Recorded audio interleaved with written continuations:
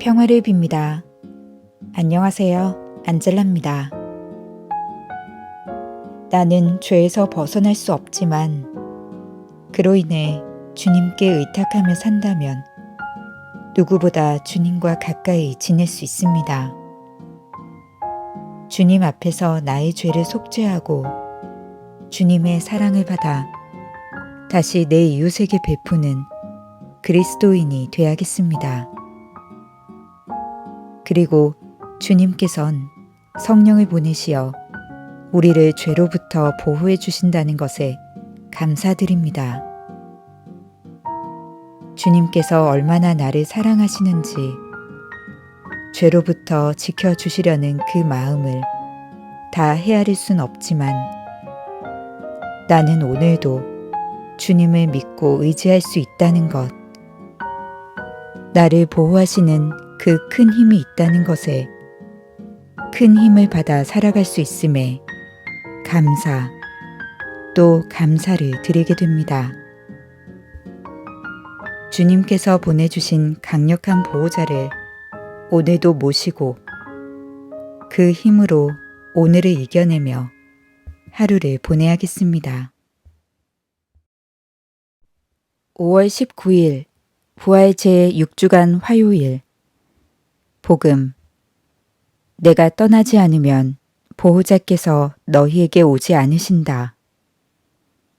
요한이 전한 거룩한 복음입니다.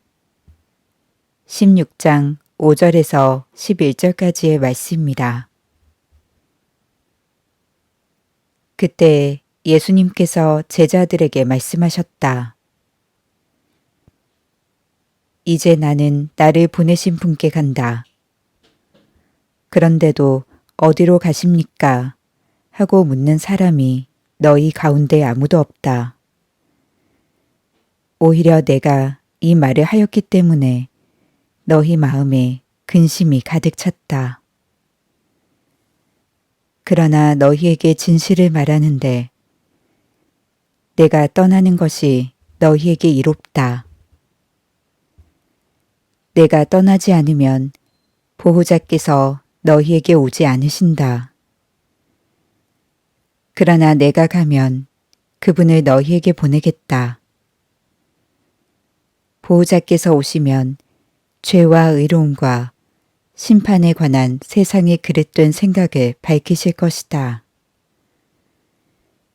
그들이 죄에 관하여 잘못 생각하는 것은 나를 믿지 않기 때문이고 그들이 의로움에 관하여 잘못 생각하는 것은 내가 아버지께 가고 너희가 더 이상 나를 보지 못할 것이기 때문이며 그들이 심판에 관하여 잘못 생각하는 것은 이 세상의 우두머리가 이미 심판을 받았기 때문이다. 주님의 말씀입니다. 오늘의 묵상. 죄가 무엇일까요? 우리는 매일, 매 순간 죄를 업보마냥 껴안고 삽니다. 죄는 사라질 대상이 아니라 우리 삶의 분신으로 평생토록 함께할 것입니다. 죄를 이겨내고 오롯이 선한 마음으로 진리 안에서만 살아가는 것은 불가능한 일입니다. 죄에 대한 인식을 새롭게 할 필요가 있다는 말입니다. 오늘 복음에서 밝혔듯이 우리는 죄에 대해 잘못 생각하고 있는지도 모를 일입니다. 죄는 제거의 대상이 아니라 오히려 예수님을 믿고 따를 수 있는 좋은 기회가 될 수 있기 때문입니다. 죄 많은 세상에 예수님께서는 오셨고 죄인들을 부르러 십자가를 지셨으며 죄인과 함께 돌아가시면서 용서를 베푸셨습니다. 아버지 하느님께 올라가시는 예수님께선 이 세상에 절대적인 정의를 이루시려고 십자가를 지신 것이 아닙니다. 악하고 절개 없는 세상일지라도 서로가 서로를 필요로 하며 사랑하기를 바라는 마음으로 예수님께선 그 고단한 지상의 삶을 견뎌내셨습니다. 죄는 그런 예수님을 통해 서로의 나약함을 어루만질 수 있는 자리로 다시 이해돼야 합니다. 부족하기 때문에 죄를 짓습니다.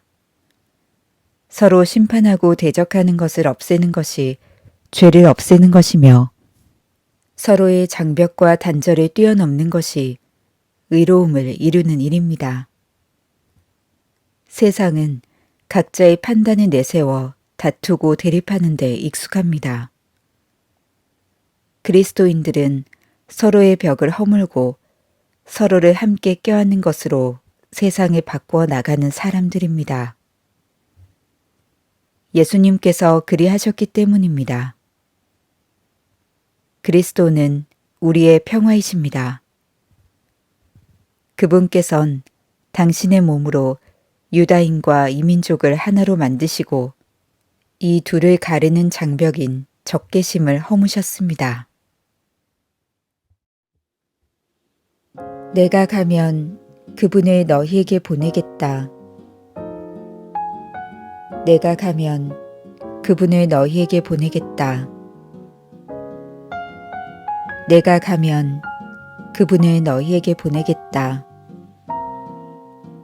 자애로우신 주님, 주님의 죽음과 부활을 믿으며 제가 죄를 짓지 않도록 죄의 유혹에서 벗어나 주님을 향한 자유로운 삶을 살게 하소서. 아멘. 평화를 빕니다.